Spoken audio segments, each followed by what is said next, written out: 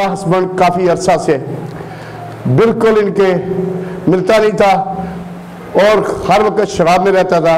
जब इसने उनके लिए दुआ कराई, उसकी शराब छूट गई, वो अपनी साथी के साथ आके मिल गया। और इसकी अम्मी बड़ी बीमार थी, पाकिस्तान से इन्होंने कॉल किया और कहने लगी कि मेरी अम्मी बड़ी सीरियस है, आईसीयू में है। उनके लिए दुआ की, खुदा ने उससे शिफा दी, इनके हस्बैंड को इनसे मिला दिया। और इससे ज्यादा खुशी क्या कि जिनको खुदा ने जोड़ा उन्हें कोई जुदा नहीं कर सकता। और ये मेरी बड़ी खुशी, शांति, इत्मीनान तक है। हालेलुया।